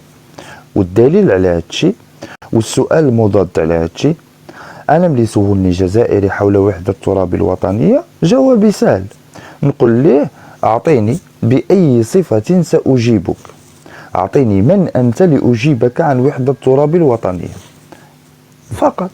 بهذه الطريقه هذه انا، لان صعيب انني نتكلم حول وحده التراب. الجزائري نناقش معاه الصحراء الشرقيه مرحبا. الانفصالي انا لا اناقشه، لان الانفصالي هو مصطلح الانفصالي كافي. والدليل انا قبل وقيل 10 ولا 15 دقيقه طلع معنا شخص اعترف بانه انفصالي، والانفصالي لا يناقش. اذا حنا ملي غنناقشوا قضيتنا الترابيه انا كنظن خطا. نعم الياس، هذه وجهه النظر ديالك تحترم. اكيد هذه ديالي انا احتفظ بها لنفسي واطبقها في اللايف ديال الياس والملكه. هذا غير ملزم بها شي حد هذه. تماما. انا شخصيا اناقش علاش؟ من حقك اخي، من حقك. انا مثلا حيت كنقول محتجزين في تندوف ياك، البعض يقول لاجئين، العصابه في الجزائر لاجئين واخواننا الصحراويين وكذا. انا حيت كنتكلم عندي عائلتي، عندي اعمامي محتجزين، فهمتني، عارف الواقع اللي في تندوف، وحتى انا نعرف بهذوك الناس اللي كاينين لا ماجوريتي، الاغلبيه من مالي، من موريتان، من ازاواد، يعني واحد النسبه قليله اللي من المحتجزين مواطنين مغاربه، ابناء عموماتنا واخواننا، فهمتني. ربما انا انطلق يعني من واحد المنطلق اللي فيه شويه العاطفه، لان حتى هذوك خوتنا لانه كانوا قيادات في البوليزاريو وما جاو في مناصب عليا في البلاد. نتكلم لك على العظمين اللي تحركوا، بشير الدخيل، الخليف، واللائحه تطول، ناهيك عن المواطنين المغاربه اللي كانوا محتاجين واستطاعوا انهم يدخلوا موريتان ودخلوا للبلاد، فهمتني. ولكن التعريف بهاد الناس هادو ما كيجيش عن طريق المناقشه في الوحده الترابيه الوطنيه. انا جايك مثلا انا جايك تفضل. انا جايك الله يطول عمرك. انا مادام قضيتي يعني قضيه مقدسه عندي انا وعندك انت وعند المغاربه كاملين، اكيد طبعا، الذين يؤمنون بالوحده الوطنيه. انا اقول الوحده الوطنيه والترابيه، ركز معي على هذه الكلمتين، الوطنية والترابية. فهمتني؟ ربما فهمتني شنو. نعم انا فاهم، كمل انا معك. انا مادام قضيتي وكنعرف العلاقات الدولية والتحولات الاستراتيجية التي يعرفها العالم، مادام قضيتي مطروحة في اللجنة الرابعة في الأمم المتحدة، أنا كنطلق نعرف بقضيتي، بتاريخ الصحراء، بالنزاع من 72 واعلان عاوتاني 75 ونجيو في المسيره الخضراء وما بعدها وما قبلها، فهمتني، وقبل حتى استقلال الجزائر الشكلي بين يعني الاستقلال الشكلي وكاين الاستقلال لهم يحزنون. واخا الحسن، انا سمحت لي الملكه بغيت نسولو، بما ان الاخ الحسن من المناطق الجنوبيه، انا بغيت نسولو التوجه ديال المملكه المغربيه حاليا وفي الامم المتحده في اخر تصريح ديال وزاره الخارجيه والسيد بوريطه حينما صرح حول القضيه الجنوبيه. التصريح ديالو كان واضح، قال بان النزاع هو ان الجزائر ليست طرف، ليست عضو مراقب، بل انها طرف رئيسي في النزاع. صحيح؟ تماما، برافو. معنى ذلك ان الخطاب ديالو صريح، انه كيقول بان هاد البوليزاريو هادو هم فقط كراكيز بيد كبرانات الجزائر، اي ان المشكل في الاقاليم الجنوبيه المغربيه هو مشكل مغربي جزائري لا علاقه له بهاد الشرذمه. استاذ الياس، انا نعم سيدي، هذه النقطه بالضبط انا غادي بالتدرج باش نوصل لك لهاد النقطه بالذات اللي تكلمت عنها انت. انا عندي سؤال ليك، باش انا بغيت نستافد منك، ماشي زعما نعرف زعما وجهه النظر ديالك. ملي كنقولوا بان المشكل المغربي جزائري في هذا المكان بالضبط، وان الجزائر كتحاول تصدر للمجتمع الغربي والعالمي والإسلامي والدولي بصفة عامة أن هناك مشكل في المغرب في أقاليمه الجنوبية مع البوليزاريو، والبوليزاريو أصلا اسم لا وجود له، هم فقط جماعة بيد الكبرانات. من أي منطلق كتنطلق هي بأنها مع حق تقرير مصير الشعوب. صحيح؟ المشكل اللي كاين فين كاين؟ الجزائر عندها تناقض خطير في هذه المسألة هذه، هو أنها كتقول عندها في الدستور ديالها واحد الحاجة مكتوبة أنها مع الأراضي الموروثة عن المستعمر، وأنها مع المواثيق الدولية ومع في الأمم المتحدة كذلك، ومثال مع الأراضي الموروثة عن المستعمر.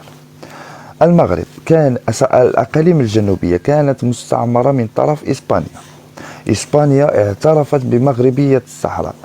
اليوم أصبح لزاما على الجزائر أن تعترف بأن الصحراء المغربية هي مغربية.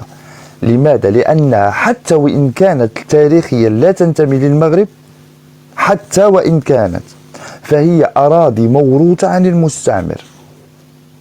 اليوم ولات القضية شبه محسومة للمغرب من كافة الجهات.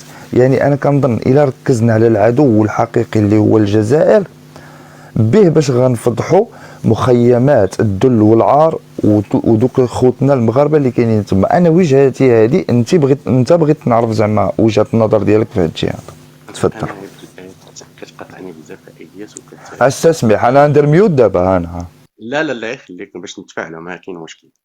بالنسبه لي انا حيت كنقول محتجزين، من يحتجزهم تحتجزهم الجزائر بالاداب ديالها عصابات البوليزاري. يعني في مخيمات يقول لكم مخيمات العز والكرامه، وهي ما فيها لا عز ولا كرامه، فيها انتهاك، اغتصاب، الاختطاف، القتل. كل من يقول لا او يحاول الهرب من الجحيم يتم تصفيته. فهمتني؟ نعم أما اخي، انا كنت بالنسبه للجزائر المشكل يعني ديال علاش هي اصلا عارفه ما غاديش تصور من الصحراء والو.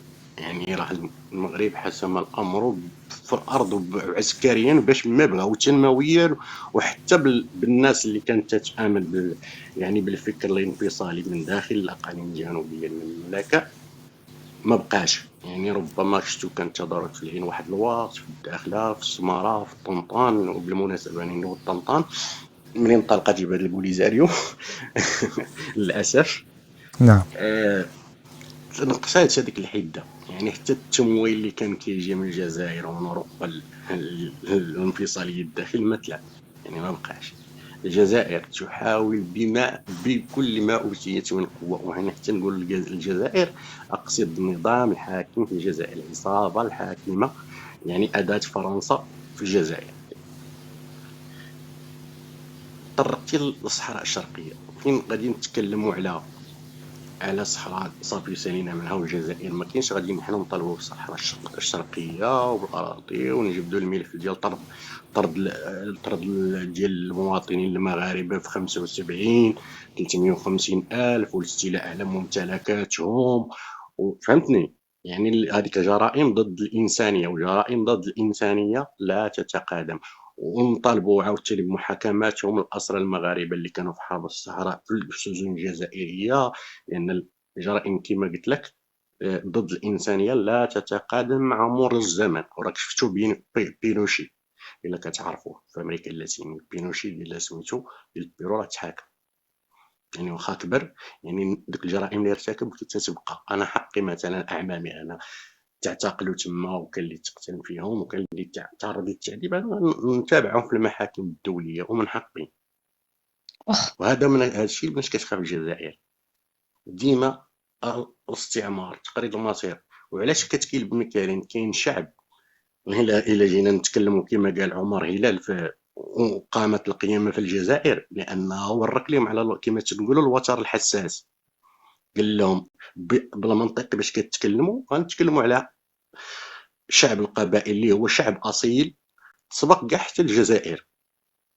قبل من الجزائر القبائل كانت ككيان مستقل على ايالات الجزائر، وهما 12 مليون ديال المواطنين يتحدثون لغة واحدة اللي هي الأمازيغية ديال القبائلية.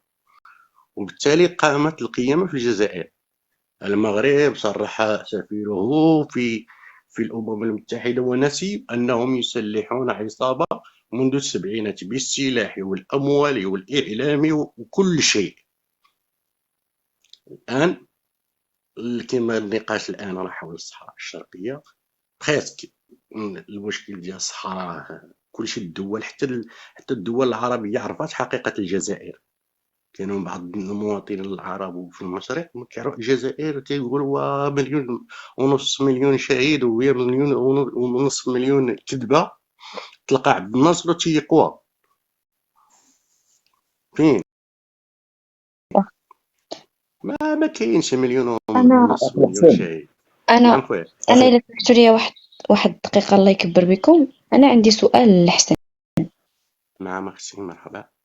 قضية أو لا ملف الصحراء الغربية المغربية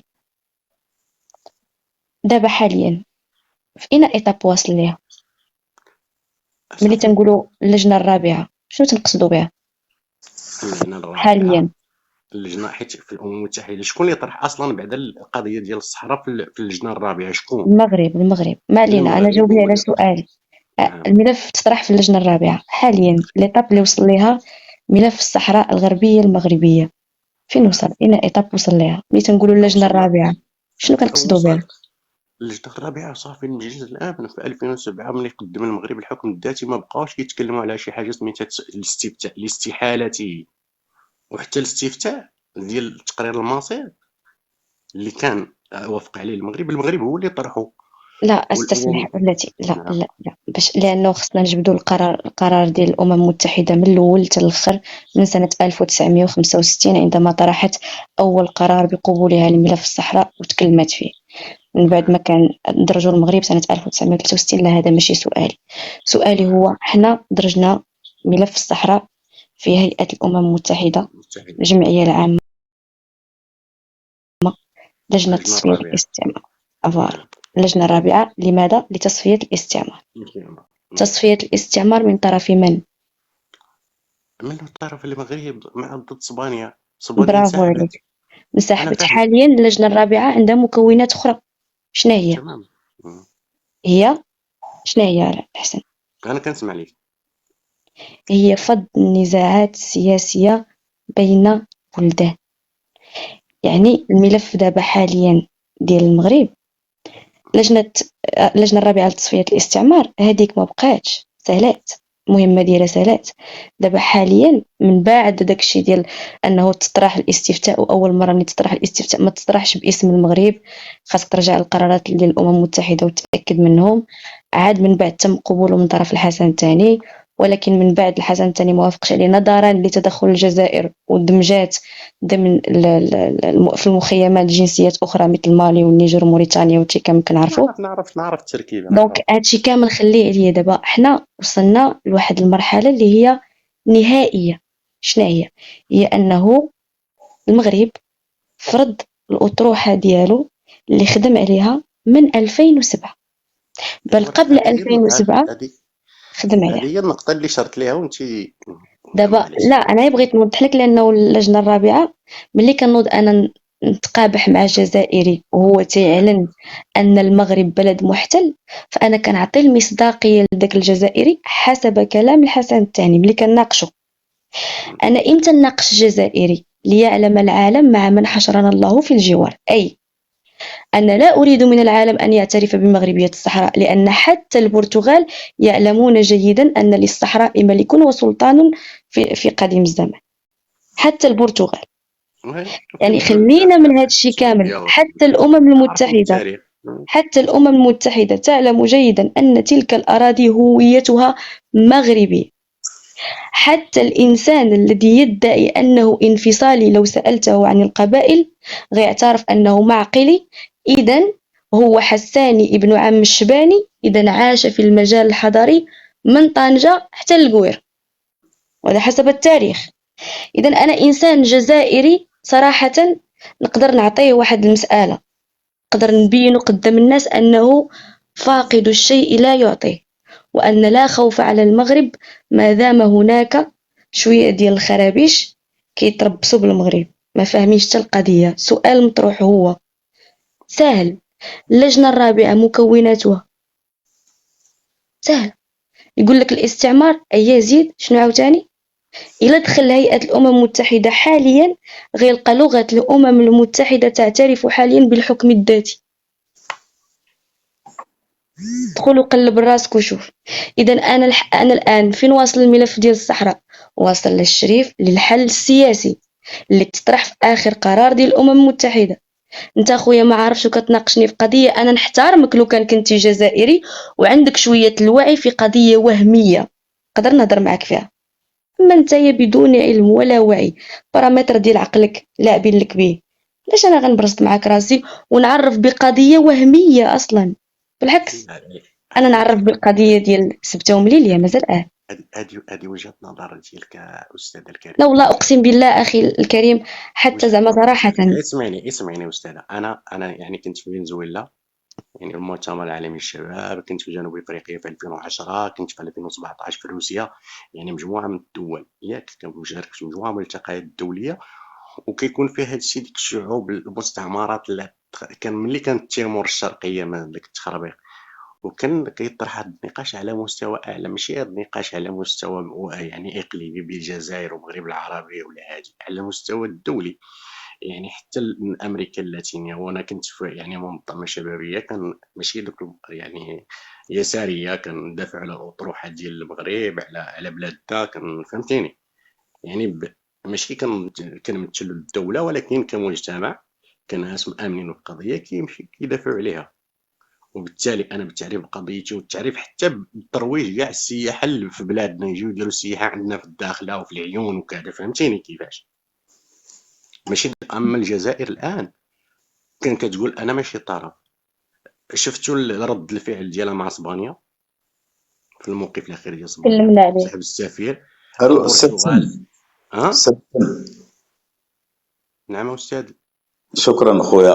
باش نشارككم في الطرح، انا اثمن عاليا المداخله ديال البارحه ديال عريس الدبلوماسيه المغربيه السي عمر هلال في الامم المتحده، حين قال ردا على ممثل الدوله الجزائريه اللي ما عنده حتى موضوع الا قضيه الصحراء المغربيه، رد عليه: اذا كان مبدا تقرير المصير هو مبدا مقدس عند الجزائر فهو لا يقبل تجزئه، بل كان عده ملفات في اللجنه الرابعه، وانا شخصيا عديتها وصل ل 16.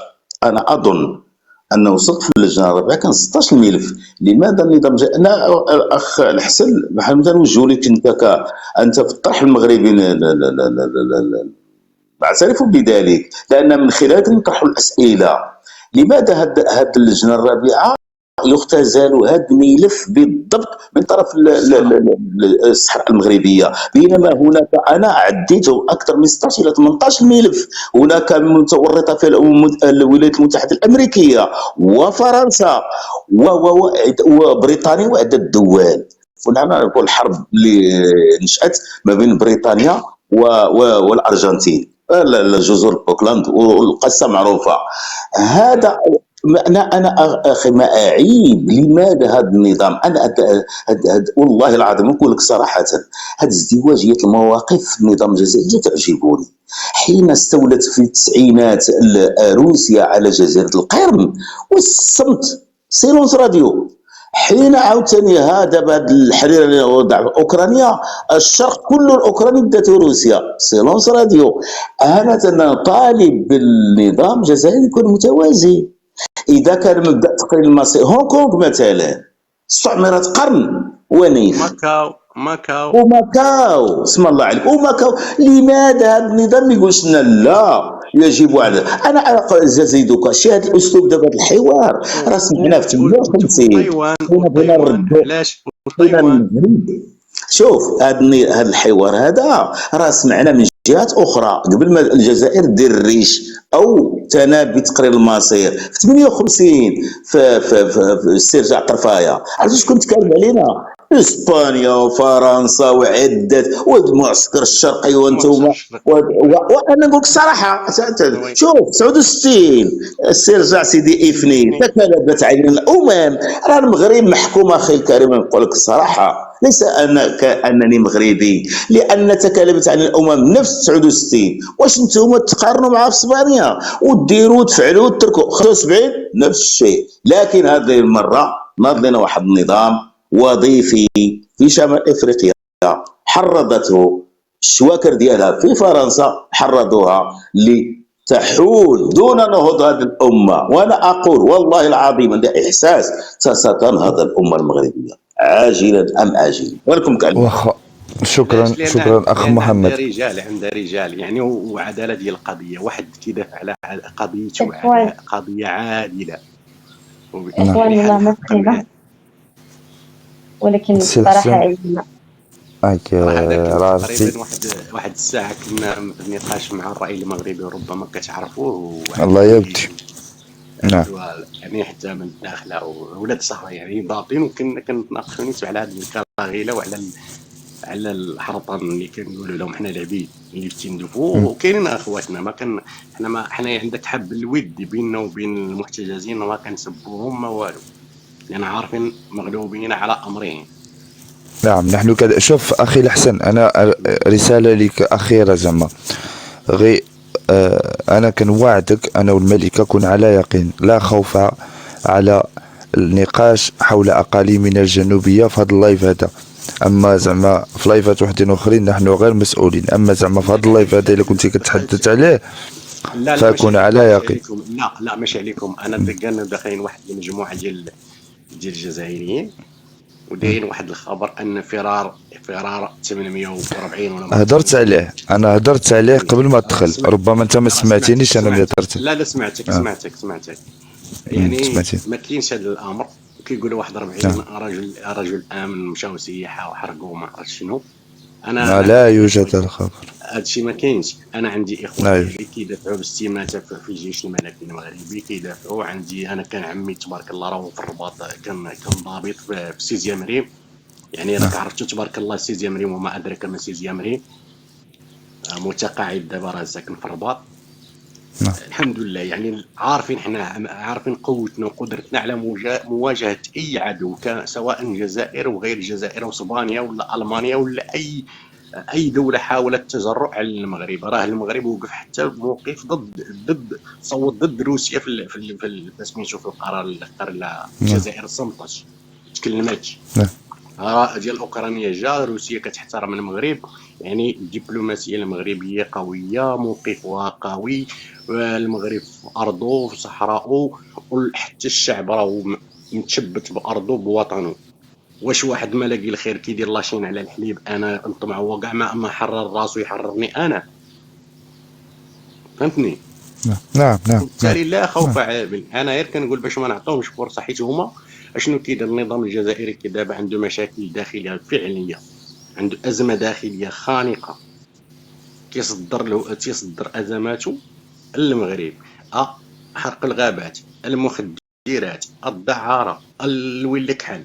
سيدي الحسن عندهم. نعم سيدي الحسن، ويا استاذي يدوخ الشعب كل أربعة تيقول لهم شدينا الكنابيس او الحشيش او كذا من لا قلبوها ولا 20 ديال الغبره البيضاء في اسبانيا غدا الوهران. هذا هو التضويخ اخي الكريم. حنا عندنا لعبه ديالهم عارفينها، لكن بكل صراحه هذا الكذوب ديال هنا ولا هنا وحنا تعرفوا ذاك النظام والله العظيم تيدوخ داخليا، اما خارجيا راه كلشي فايق به. لكن شكون هو الناظم لهذه المسرحيه؟ شكون هو الممول الرسمي؟ شكون هو الحاضر؟ هو فرنسا. اخوان انا هنا ادعم اخي الياس، ماشي ما بقاش اننا نحرب دابا احنا الشرقيه، لا لا لا لا، الحدود الشرقيه ثم الحدود الليبيه ثم الحدود التونسيه. التوانسه فاقوا عباد الله، راه الناس فاقت. وراه تونس واخا انا الا سمحتوا لي الاخ الحسن والسي محمد، انا والله ما سخيت بكم، ولكن راه عرفتي من امتى وحنا فاتحين اللايف؟ راه تقريبا لا تنشوف لكم شحال ديال الساعات. اليوم اخي شوف 8 ديال الساعات و25 دقيقه متواصله. والله عرفتي اليوم انا تقريبا من 2 ديال النهار البارح اخويا سميتو من مجموعه لمجموعه كذا، تغدي ترجعت جالس في الدار وحدي وما عندي ما يدار. كنمشي هذوك الكراغيله كنسمعهم نيت داك الليل كنقولوا لا، ولكن مازال طلع كاست. شوف اسي الحسن، مازال طلع كاست، راه كدير ميوت، تقدر تهبط، تقدر كتطلع لايف، ملي كتفتح انت لايف راه كيكون مجهود مضاعف. علاش؟ لان خصك ترد البال مع الكلمات